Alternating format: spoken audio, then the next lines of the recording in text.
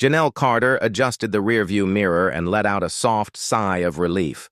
The appointment had gone well. The doctor said the baby was healthy. As she drove through the quiet streets of Greenwood Heights, she hummed along to the soothing rhythm of an old R&B song playing on the radio. The sky was painted in hues of deep purple and orange, a beautiful end to what had been a peaceful day. She smiled, thinking about Malcolm. He had been extra careful lately, making sure she wasn't stressed. "Our little warrior is coming soon," he always said, his hand resting gently on her belly. Their family was about to grow, and despite the challenges, she felt hopeful. Then, the sound shattered the moment. A sharp, wailing police siren.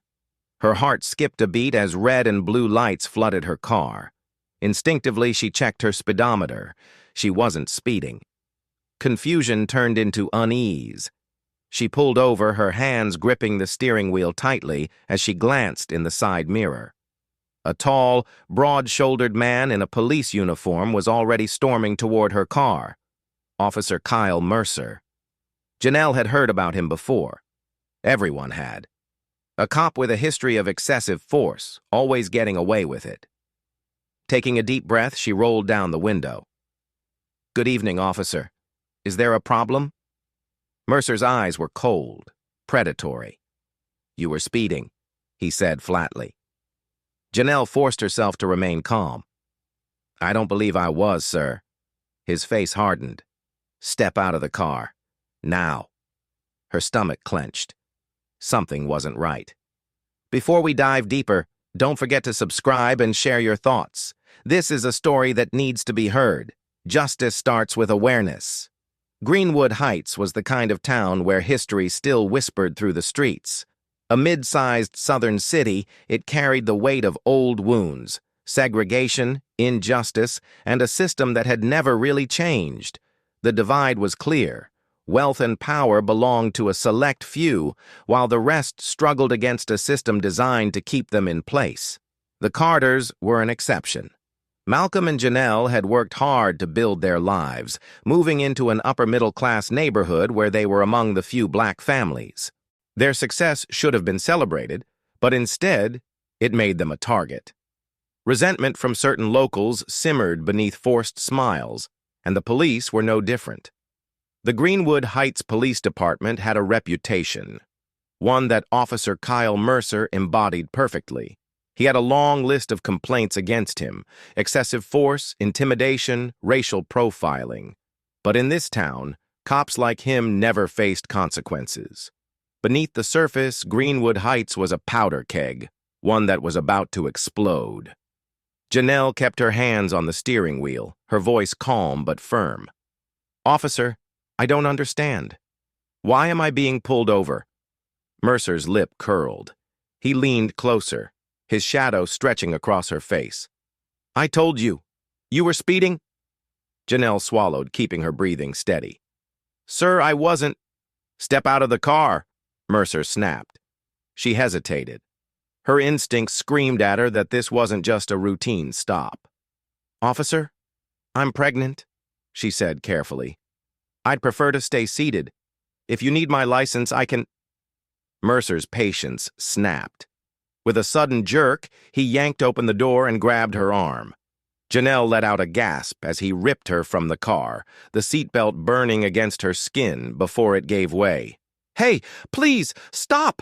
she cried, one hand instinctively going to her belly. Mercer didn't care. He slammed her against the hood, her body hitting the metal hard. Pain shot through her stomach. She screamed. "You're under arrest for resisting!" Mercer barked, reaching for his radio. "Send backup! Suspect is hostile!" Janelle's head spun. Hostile? She could barely move. She was struggling to breathe. Mercer shoved her down harder, his knee pressing into her back. The weight was unbearable. She gasped for air, her vision blurring. A voice cut through the chaos, someone yelling. "Janelle!" Her fading consciousness clung to that voice. Malcolm. As she slipped into darkness, she heard another sound, a phone recording. Someone had seen everything. Janelle's world was dark and hazy when she woke up, her body aching as if she had been crushed under a weight she couldn't lift. She blinked slowly, adjusting to the sterile white ceiling and the rhythmic beeping of a heart monitor. A firm, warm hand gripped hers. "Janelle," Malcolm's voice broke, filled with emotions too heavy to carry. His face was tired, eyes red-rimmed. She swallowed, a dull ache throbbing in her abdomen. Then panic struck. The baby. Malcolm seemed to sense her fear immediately. "The baby's okay," he whispered, squeezing her hand. "But you, Janelle, you could have—" His voice cracked, and he turned away for a moment. Tears welled up in her eyes. She remembered the pavement, the weight on her back, the sharp pain. Mercer.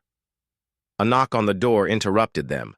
A doctor entered, explaining the extent of her injuries: severe bruising on her abdomen and ribs, trauma-induced shock, but miraculously the baby had survived. Janelle let out a shaky breath, relief and exhaustion mixing into a bitter cocktail. Malcolm, however, wasn't relieved. His jaw clenched, his fists tightened. "This is attempted murder," he said coldly. Hours later, Malcolm stormed into the Greenwood Heights Police Department, demanding answers. He had spent the last few hours watching the video recorded by a bystander, one that clearly showed Mercer brutalizing Janelle for no reason. But when he arrived, the chief of police barely looked concerned. "We're investigating," he said in a tone laced with indifference. "Investigating?" Malcolm repeated, incredulous. "You have video evidence. You have eyewitnesses. Arrest him!" The chief leaned back, crossing his arms. "Mr. Carter, your wife was acting erratically. She refused a lawful order. The officer did what he had to do." Malcolm could barely breathe. He clenched his jaw so hard it hurt. "She was pregnant," he said, his voice dangerously low. The chief shrugged. Officer Mercer followed protocol. The rage inside Malcolm burned white-hot, but when he turned, it burned even brighter. Across the room, sitting at his desk, Kyle Mercer smirked at him. He knew. He knew he would get away with it. Malcolm wasn't the type to let injustice slide. He had spent his career fighting against a broken system, defending those who had been crushed under it. But this time, it was personal. The next morning, he filed a massive lawsuit against Mercer and the police department, citing excessive force, racial discrimination, and reckless endangerment. The video of Janelle's assault went viral. Protests erupted in Greenwood Heights. Hundreds gathered in front of the police station holding signs that read, "Justice for Janelle, no more Mercers, protect black women." The media picked up the story. National news outlets covered it, politicians weighed in, and activists demanded action.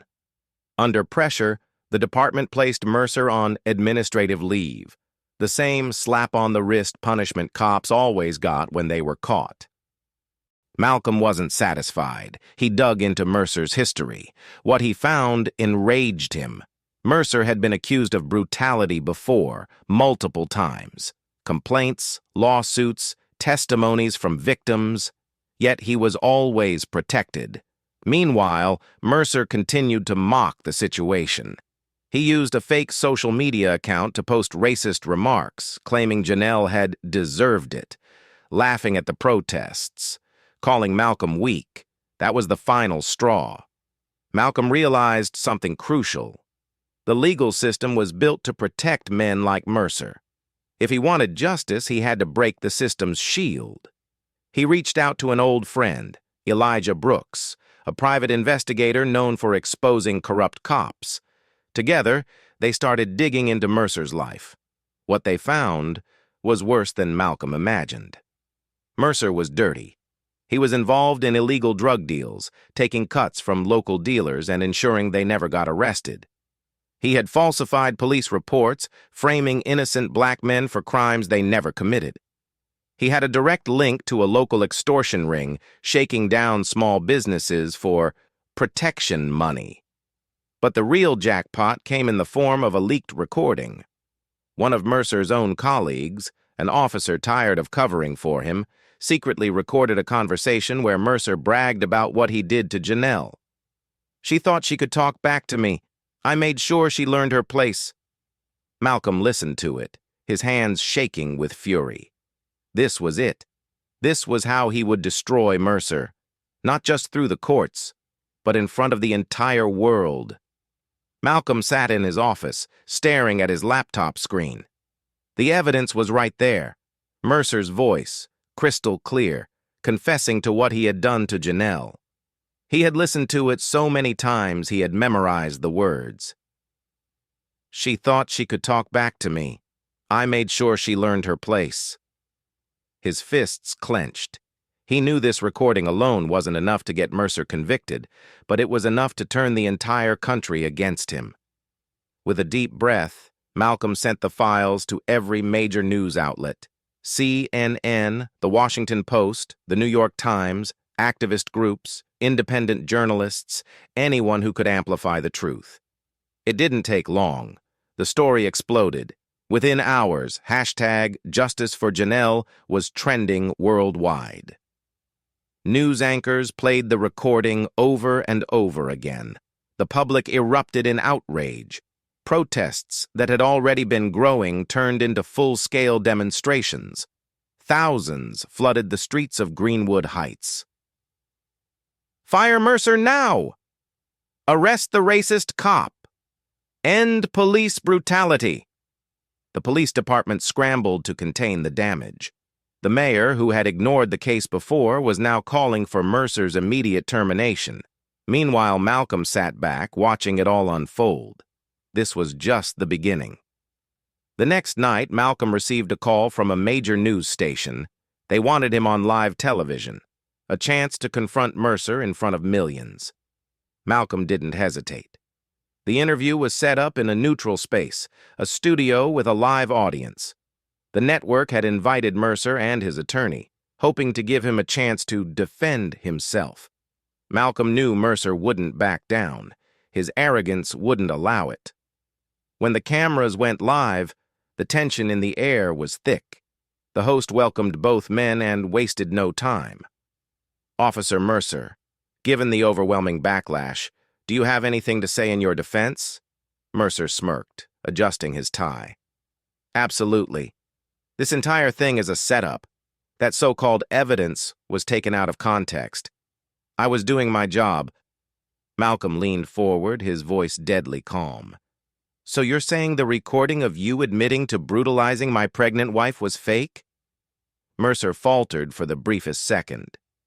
I'm saying people twist words. The host interrupted. Actually, Mr. Carter, we have that recording right here. Malcolm nodded. Play it. The studio fell silent. The audio began. She thought she could talk back to me. I made sure she learned her place. A stunned hush fell over the room. The host's face darkened. The audience gasped. For the first time, Mercer looked rattled. His mouth opened, then closed. He had no excuse, no words. The host turned back to Malcolm. Mr. Carter, what do you want to see happen next? Malcolm met Mercer's eyes. Justice. At that moment, FBI agents walked onto the set. Officer Kyle Mercer, one of them announced. You are under arrest for conspiracy, obstruction of justice, falsifying reports, and multiple counts of civil rights violations. Mercer went pale. This is ridiculous, he snapped, standing up. This is... The handcuffs clicked around his wrists. Malcolm exhaled. For the first time in weeks, he felt something close to peace.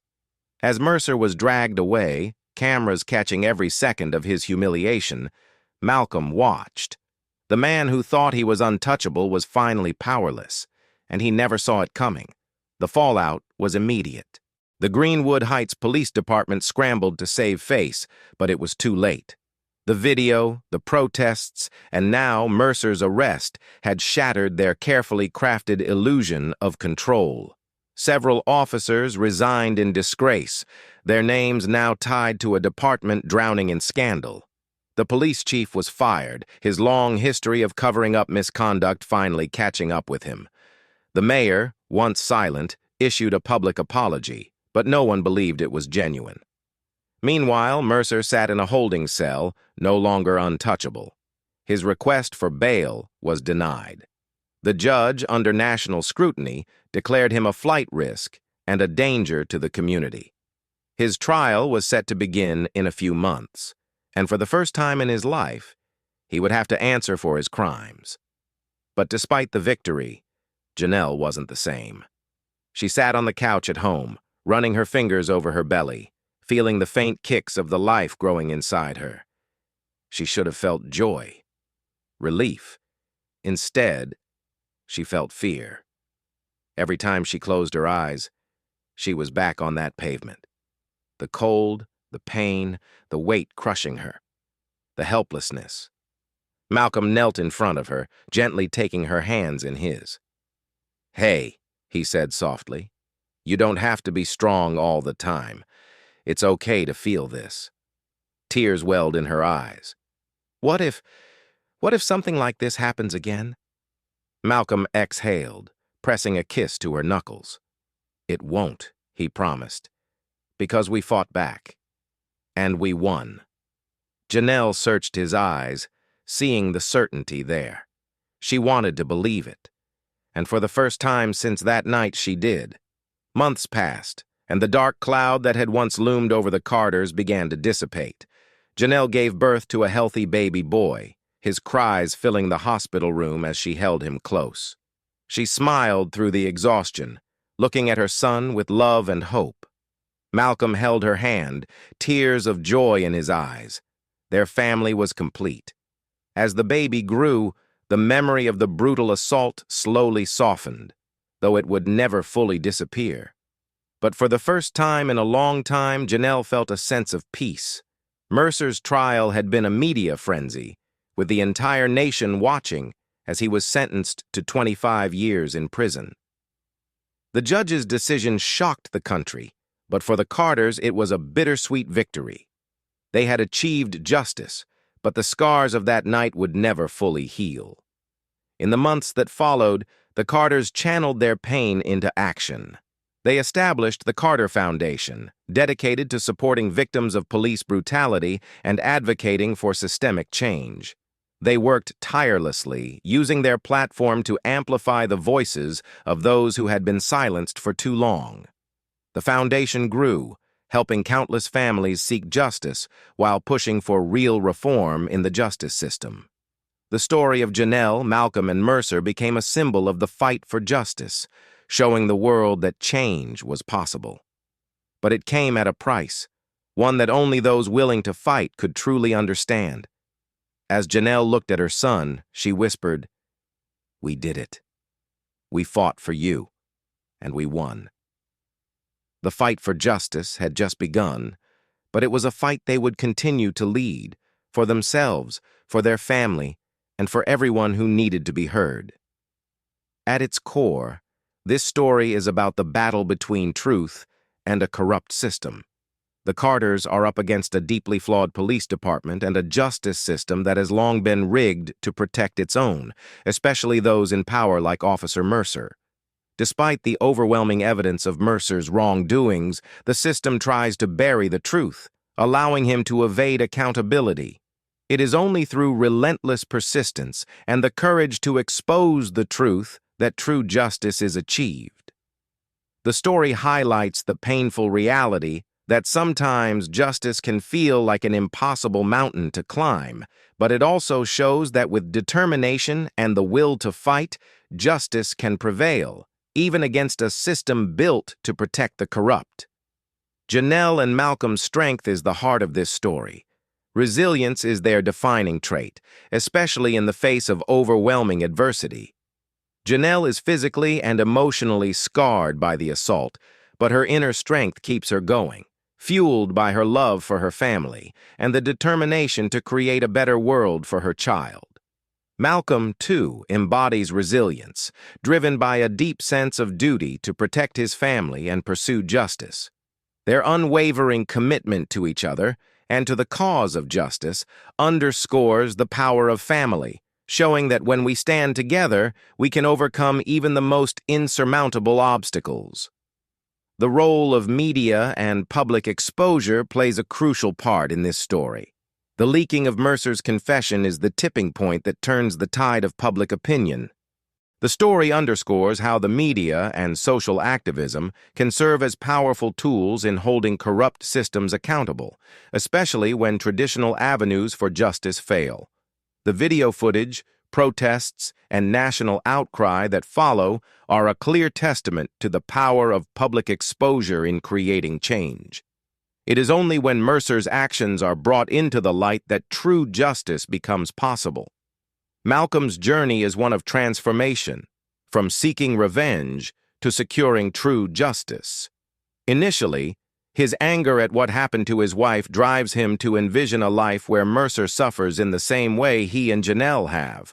However, as the story progresses, Malcolm begins to understand the distinction between revenge and justice. His desire for retribution shifts into a mission for accountability, and he focuses on exposing Mercer's wrongdoings for the sake of systemic change, not just personal satisfaction. By the end of the story, Malcolm's quest for justice is not about vengeance. It's about ensuring that no one else suffers at the hands of corrupt power.